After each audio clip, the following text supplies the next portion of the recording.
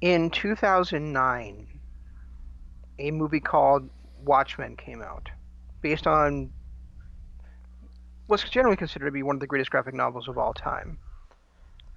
If you're familiar with Zack Snyder's work in the superhero world, I think he did Superman Returns, and I think he did one of the X-Men movies. This is another comic book movie that Zack Snyder did, but very well done. Um, and now, 10 years later, HBO came out with a Watchmen TV series, and Jeff and I thought, well, we'd cover that for our YouTube show. I'm Zan Manchi and Sabunia, along with my good buddy Jeff here, and we weren't sure what to expect, and I think that it's fair to say we've been completely blown away by what's been happening here. When you said that you wanted to stop after 4 episodes and review a little bit of it, I was like, oh, come on. It's just another regular TV show. We could do this whole thing and, do all 9 episodes, do it at once. But there's, there's not a whole ton to this, but there's a whole lot of substance, if that makes any sense. It's kind of I don't want to say slower moving story, but it's a story with a ridiculous amount of substance and so many layers that it cannot be reviewed in a 9 episode shot. It has to be broken up like this. No, and if I thought I put my game on pause, guys. Sorry. Sounds like you didn't. All right, guys. Before we get too into the darkness of this, you're listening to us on YouTube. Go ahead, hit the like button, hit the subscribe button, ring the notification bell. This is our what was going to be monthly has turned into just whenever we damn well please. YouTube exclusive show. We also are going to be live tomorrow night at 7:30 Eastern for our regular show called Kingdom of Honor, where we're discussing. This week will be NXT. I'm sure a little more New Japan, and then tomorrow night our Patreon exclusive show, and then on Wednesday night immediately following AEW's Dynamite, we have our show Dynamite After Dark on this same channel as well. So hit the like button, subscribe button, ring the notification bell so that you can get all that content when it airs live. Yeah, good call. And like Jeff said, there's not been a lot of episodes so far, but there's a lot of substance to it, and it's a very interesting way that they're doing it. Basically, it's kind of an ensemble show, but at the same time, there's really two main characters. One of them was in the original movie and graphic novel, um, Adrian Veidt, who was also Osmandius or something like. I'm not sure if that's how you pronounce on Jeremy Osmandius. I think. Jeremy Irons plays Yep. Osmandius. Yeah, it's played by Jeremy Irons in the show. I don't think he was in the movie. Um, I could be wrong about that though. And and then also a cop whose code name is Sister Knight, um, and whose character name is Angela Abar. And she's basically like the lieutenant to the chief of police, who is, spoiler alert, killed at the end of the first episode, hung actually. And as things have progressed, we're introducing new characters every episode. Is it really a And spoiler alert when it's done at the end of the first episode? probably not, I guess. You see a big name like Don Johnson in there, and you kind of think he's going to be a major player, and he dies, In the first 50 minutes into episode. the show. Right. But that's I'll give there are certain especially graphic novels, that's the way they like to do it. They bring in the big name and then they're killed off in the first episode. Graphic novels have big names in them. As far as their TV adaptations, Ah, okay. Walking Dead did that too. I can't remember his name, but he was killed off in the first season. Berthard, Jonathan Berthard. Well, Jonathan Bernthal was not a big name at that time. He was Uh, probably the biggest name of the cast no, at the time. Oh yeah. no, the guy that played Daryl's brother was probably the biggest name of the cast. Then he shows up like 3 or 4 seasons down the road again, because he was also in Mallrats and some other stuff. So What was John Bernthal when before The Walking Dead? I don't remember. I'd have to look it up. I'm just not into There The you go. Walking Dead at this moment. I would say it was that guy, and then Andrew Lincoln was probably the second most well known because he had been in other shows before as well, other movies I should say.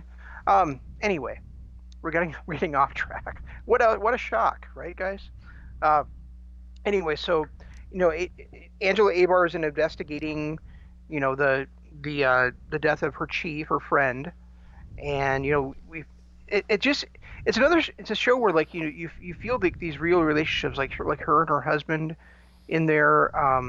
I really like the guy that's like the interrogator of the police force.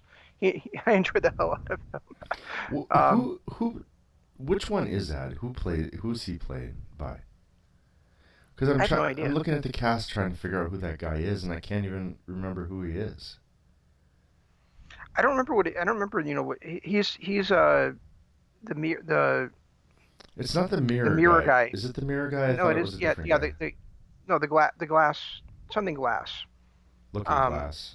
Looking Glass. Yeah, and you know, but there's one scene where Angela says to him, "You are weird," and he replies something along. I can't remember the exact quote, but it's something like, "You are self-aware enough to realize the hypocrisy of that statement," Yeah. and that's how he talks all the time. My favorite scene with him in it was when the FBI agent was using his mask to clean her teeth, and she's like, "Come on, you wear Oh, a mirror on your face. You've got to have that happen every now and then." yeah, yeah, exactly. And then he explains his interrogation room, and she says, so it's a racism detector. Right. And he says, and he goes, that's an oversimplification. And then she says it again like 2 minutes later. He's like, it's not a ring.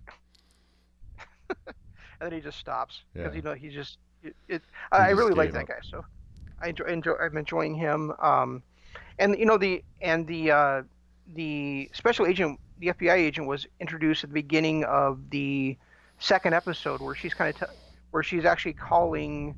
It turns out she's actually Adrian Veidt's old flame, and she was the daughter of a couple of. I'm sorry, not Adrian's old flame, but Doctor Manhattan's old flame. If you remember, he was the big blue guy that was basically a god. That was the only Watchman left at the end of the movie, and he's now moved to Mars. But anyway, Isn't she's that? calling him, telling Is, him a story. See, no, that's one of the things that. Well, a joke. She's telling him a joke, but A joke, yeah. that's one of the parts where I got confused. Is Adrian Veidt actually Doctor Manhattan? No, Adrian Veidt is Osmandius. Okay, and he's the guy who's trying to break out of his little whatever he's in. Right. So the other aspect of it is that Adrian Veidt is on like an island or something where he is. I think they said it was like 5 acres, didn't they? Where he's basically like in this spot. He's not, where he's agreed to be held there. I mean, he gets anything he wants basically, but he's not allowed to leave. He's like the smartest man in the world, and I think and he's clearly kind of psychotic. So, um, You think he's growing people just to kill them? right, he grows people, he blows them up as part of his plays. He catapults them.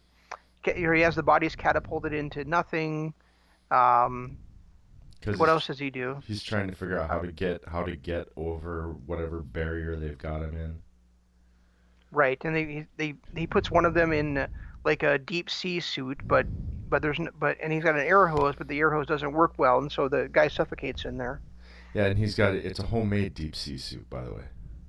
Right, A homemade. It's not like a scuba suit, but it's an actual like ones you would see on deep sea divers.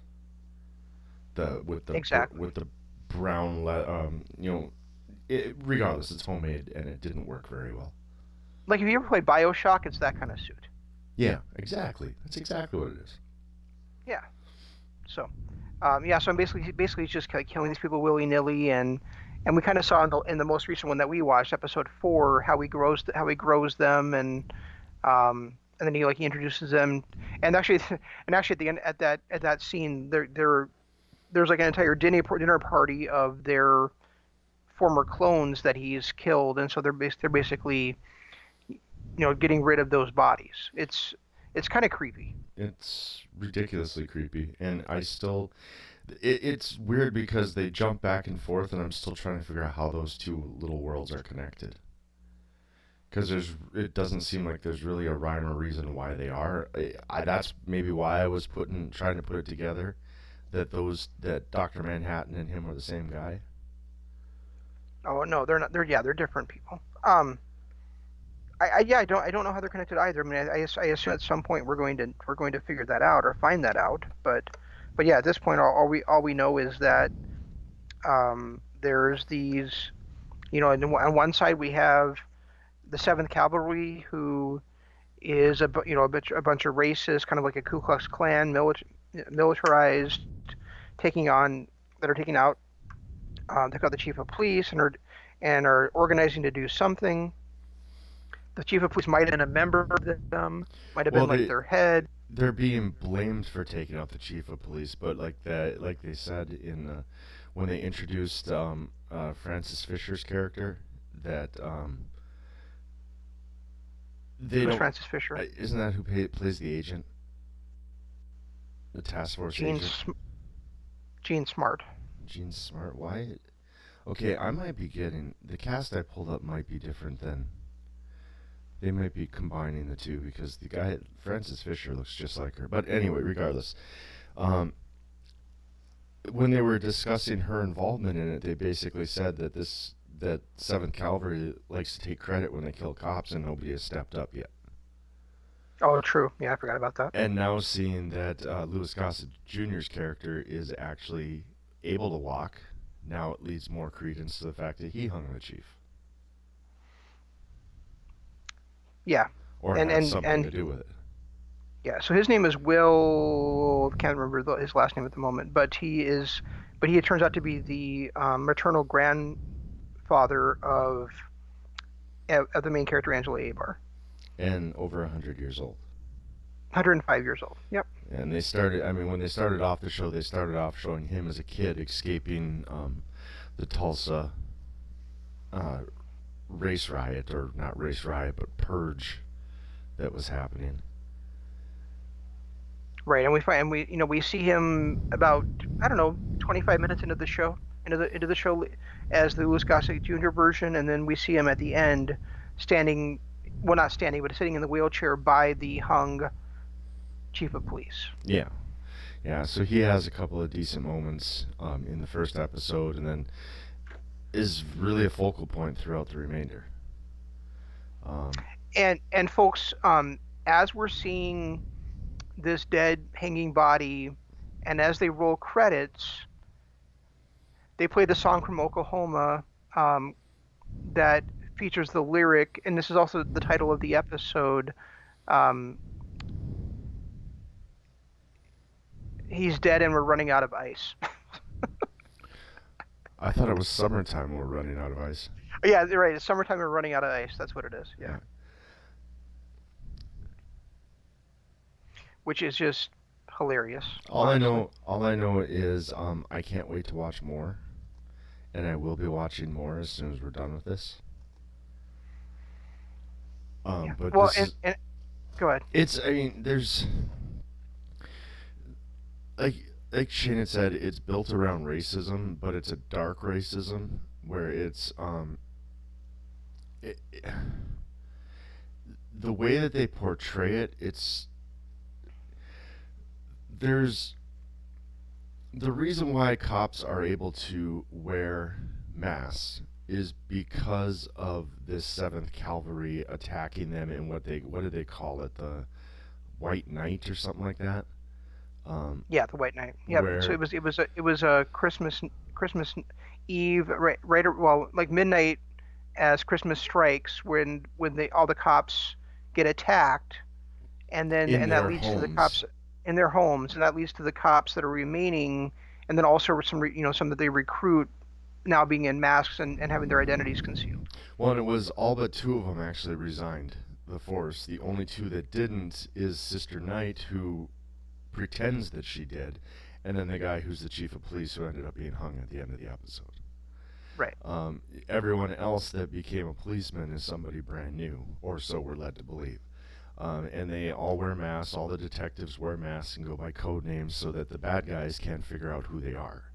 But there's little things that happen throughout all this. Like there's the president is some guy named Redbeard, or I can't remember his name, but um, It's Redford. Redford, and he ends up giving a crazy amount of money to people that were a part of the original purge back in 1921 in Tulsa. They get people who are survivors of that and heirs of the survivors came into a ton of money, which they have used to help better themselves around Tulsa. Um, and there's a really odd spot that kind of goes untalked about, except for really brief moments. And it's a spot that they kind of act like, oh, hey, this is just commonplace, but then you see little comments being made by Looking Glass later on, and some of the other papers about the squid rainfall. Right. What the Forgot about hell that. was that? How could you forget about that? That was the most awkward moment of the entire show, and it happened within the first 10 minutes of the show. It's the air raid sirens go off. All of a sudden, squids start raining from the sky. Then it stops. She calmly gets out, wipes off her windshield like this is a daily occurrence, and then it never gets talked about again. Well, the way I was able to forget about it is because, unlike you, I didn't watch the first episode just in the last couple of days. It's been like 2 weeks since I watched that first Well, episode. that is not my fault. No, it's not your fault, but like you said, it's barely mentioned from that point I forward. we don't Um, actually hear about it again until the fourth episode, when she brings the pills to Looking Glass, or whatever his name is, and he had taken pictures of them. And that's really the next time it even gets brought up. But what the hell does it have to do with anything? I guess we'll find out at some point, right? The other thing that I noticed, and you kind of see it in the background throughout various episodes, is the blimp. Why Hmm. is there a random blimp hovering in the sky? Well, I think it's just showing us, the kind of the world that they're in is that they use airships. But there's always just this random blimp just kind of hovering in the sky. I mean, I get it. They've got air, like the airplane was antiquated. The police had this um, some other form of air travel vehicle that can't really be a plane, but it was more like a pod.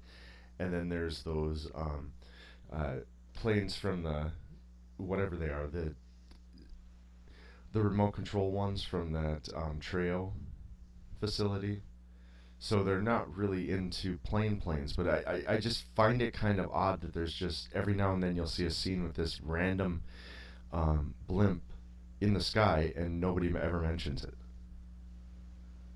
Yeah, I guess I didn't. I guess I didn't. I saw it and I noticed it, but I guess I didn't. I guess it didn't register with me as much as it has with you. I think the reason it registers so much with me is because if it wasn't for just those two random things, you would think this was 2020 Tulsa, Oklahoma. But there's just those two random things out of nowhere that stick out so much that you're like, okay, this is supposed to be Tulsa, but when is this in Tulsa? Is this, the guy's 100 some years old. Okay, so that would make 2019, 2020 would be the time, but where is this? Is this some other dimension? Is this a different, what's going on? Why is it so different? With just And those I, few I random things. gotcha. And I told Jeff earlier today. I said, this is totally different than what we expected, but I'm in love with the show. So I'm going to tell you guys right now, if you want to watch if you have been looking for a show that you can call and leave a message to a super being living on Mars, um, if you are looking for a show where squids rain out of the sky, if you're looking for a show where in one episode a car is picked up by a giant magnet and flown up in the air, in the next episode it comes crashing down and almost kills a woman. If you're looking for a show where in the middle of at the end of a play and man is actually bombed and destroyed. And if you're looking for a show where a baby is traded for a plot of land, this is for you. Yeah, it's like I said. There's just so much going on. It's a normal, um, it's a normal cop versus racism, but it's not really even racism. It's, it's the police force versus the enemy, but it's not. It's almost like they try to make it be about racism, but ultimately there's not a whole ton of racism in this movie or in this No, show. It's no, more. honestly, it's only one scene involving one guy and one cop, and then the chief of police kind of taking up that mantle. Otherwise, we have no idea if really, this could all be a red herring. There may not, the Seventh Cavalry may not really even exist right now. Well, yeah, and that's just what I was gonna say. It's like the outside of the opening scene, after they get out of their Oklahoma thing in the Tulsa, and that was clear racism, and then that very first scene where the cop got, where, during the traffic stop, where that seemed like a racist scene. There really hasn't been a whole lot of racism in the show. They show us Ku Klux Klan paraphernalia. They show us. They say these guys are racist, but ultimately these guys are also hating the white cops too. So it's Hmm. as much as they are trying to push the whole racism thing, it's really just the police force versus the Seventh Cavalry, which just happens to be a bunch of wackos, kind of like a militia. And then, Right. so but it's a really solid story where the story is basically this former um, police officer who's known as Silent Night, who is investigating one of her best friends, who just happened to be the now deceased police chief. But she doesn't even really know she's investigating him, because she finds herself investigating what happens to be her grandpa. And then there's some other kind of weirdness with squid falling from the sky and a blimp in the air, and it's a perfect level of weirdness without really knowing what's going on, but having a really driving story. If that makes any sense at all. Yeah, and we have 5 episodes to go to see if they tie any of this together before we go to the next season. You know, If they Jessica which Jones me, I'm going to be very upset. anything else? No, that's really it. I mean, I just it's there's so much going on, and it's just the first 4 episodes, and it's unlike the the graphic novel I read, and the graphic novel I think wasn't it written in like the 50s?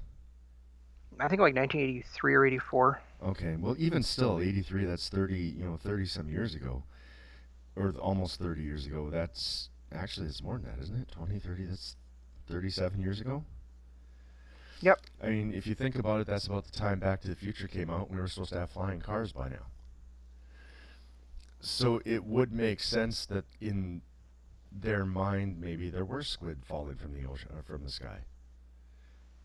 Who would have known back then? But I mean, regardless, I am getting off track there. But it's there's a lot going on. It's a very good story with a lot of weirdness around it. Hey, at least we have the self-tying shoes and we have the hoverboards now. So Do we have self-tied shoes yet? yeah, We do. Nike came out with them Sons of bitches! How come I don't have any? because they're really really expensive. And is the hoverboard really a hoverboard when it has wheels on the ground? That's obviously not, but I mean they call it one.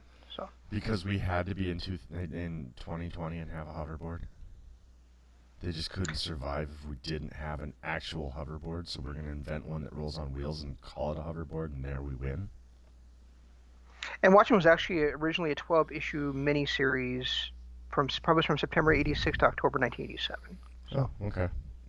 Well, still, that was 30 some years ago, so yeah, the weirdness might apply. But I mean, I do. To be honest, I don't mind the whole mask thing. With the police being in masks to protect them, I don't know that we're at the level of hatred towards police in this our country where they would, find their homes and families and kill them all in their sleep. At least I would hope not. But I get the whole concept of having the masks for their, to protect themselves. So I don't know. I enjoy it. I'm enjoying this, and I just hope that it stays as good as it's been for the first 4 episodes. Well, as the father of a paramedic firefighter, I really support everybody that does that type of a job, including the police. So I really hope that somebody doesn't take like inspiration from this show and like have like I shouldn't say somebody, but like an organization, a racist organization doesn't take some kind of inspiration from this show and just kill all the cops in a town.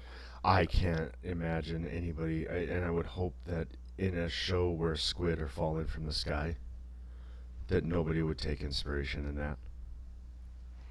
Well, no, I don't think anybody's going to rain squid from the sky. If they're gonna take anything from this, rain squid from the sky. Take care of yourself. You guys take care of yourselves out there in the really real world, and remember that it's never goodbye. It's just till next time.